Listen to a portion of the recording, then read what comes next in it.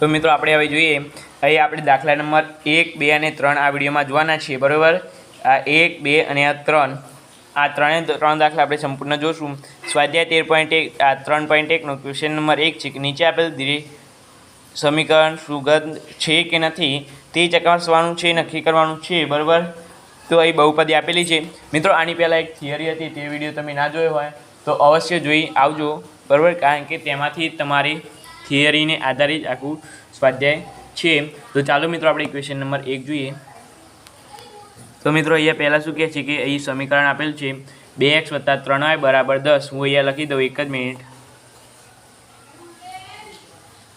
અહીંયા 1 નંબર કરીને લખી દઉં 2x + 3y = 10 અને અહીં બીજું આપેલું છે 3x - 4y = 24। આ સુસંગત છે કે નથી તે ચકાસવાનું છે। તો આના માટે તમારે શું કરવાનું છે, હું આગળ બીજા દાખલા ગણ્યા છે, બરાબર। અહીંયા એક છે, અહીંયા સુસંગત માટે તમારે એક સૂત્ર મેળવવાનું છે P1। એના પહેલાં તમારે અહીંયા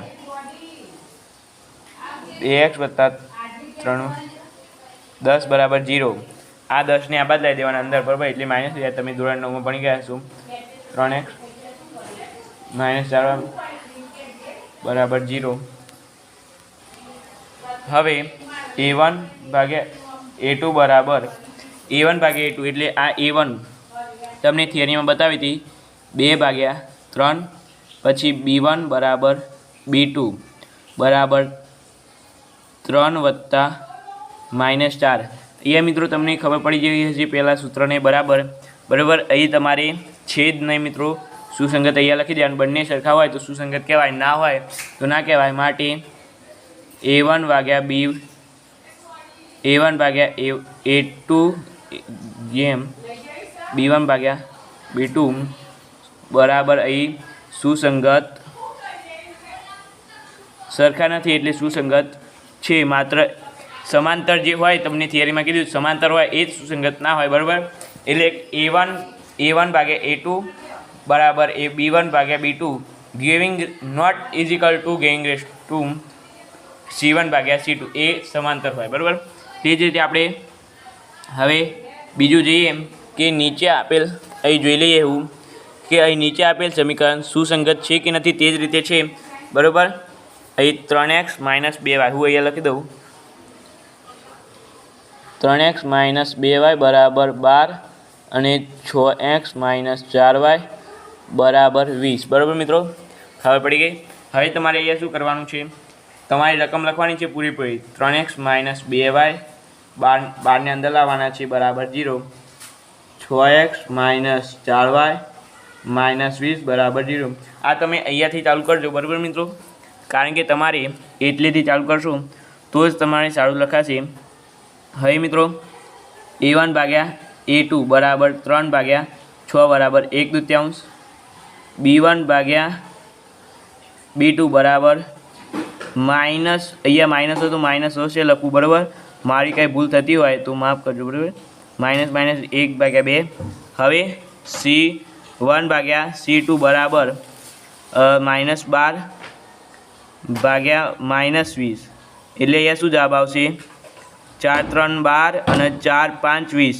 અહીંયા જો મિત્રો આ સુસંગત નથી, કારણ કે આ બંનેના જવાબ સરખા આવે પણ આનો જવાબ સરખો આવ્યો નહીં, એટલે આ બંને તો સુસંગત છે પરંતુ આ સુસંગત નથી, એટલે આ ત્રણેયનો જવાબ સરખો આવે તો સુસંગત છે, અને બેના જવાબ સરખા આવે ને એકનો ના આવે તો એ સુસંગત નથી। આ પણ સુસંગત છે, બંને અલગ અલગ જવાબ આવે સુસંગત છે, બે અલગ અલગ જવાબ આવે અને એક સરખો જવાબ આવે તો તે સુસંગત નથી। માટે અહીંયા લખીએ a જેમ a1 a2 બરાબર b1 b2 બરાબર not equal two c1 c2 માટે સુસંગત નથી, બરાબર મિત્રો।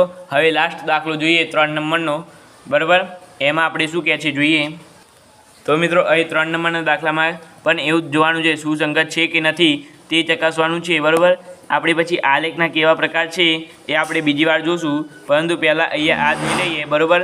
2x જોઈ લઈએ, બે રકમ હું અહીંયા લખી દઉં છું, એક જ મિનિટ। 3 નંબર કરીને 2x - 5y બરાબર 10 અને શું કહે છે એક્સ એટલે અહીંયા 1x છે માઇનસ 5/y બરાબર 5. તો મિત્રો આને તમારે અહીંયાથી લખજો એટલે કતિ ગુંચલાવાળો દાખલો છે 2x માઇનસ 5y માઇનસ 10 બરાબર 0.